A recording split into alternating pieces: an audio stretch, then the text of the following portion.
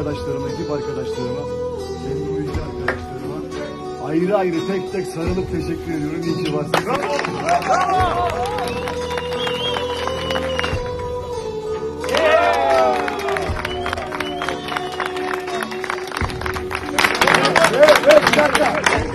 Tabii ki güzel önderlik yapan kendi ekibine Hakan Dilber.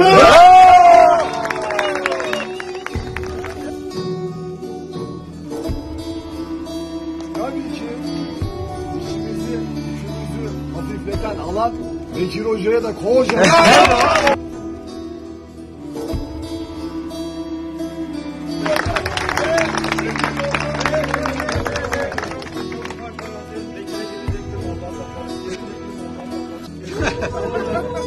Sizden arkadaşlarım gerçekten. Bravo, bravo. Bravo Maxim! Bravo Maxim!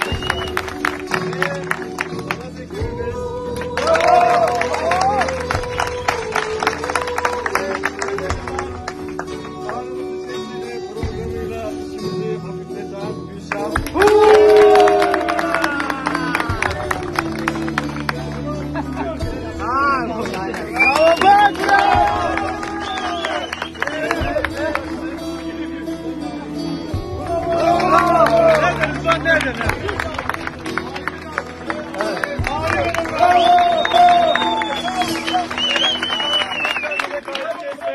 Berk!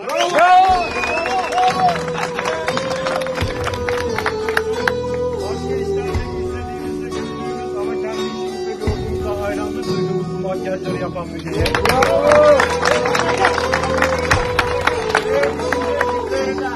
Nedir abi getir çekelim diye yanında kaldı.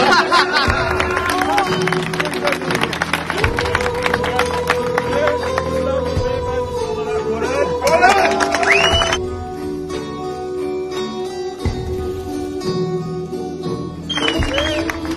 Bütün sakinliğinizi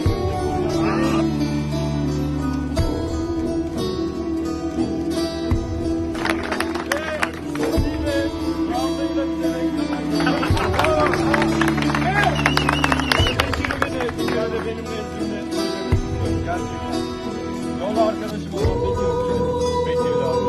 Bravo Bekir! Bravo!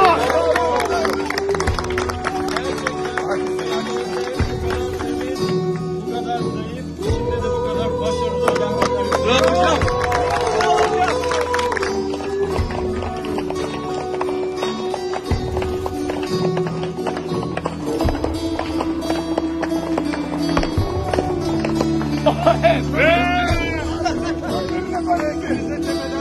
Estağfurullah ya. Sağlam, bu insanı sağ olun, var olun.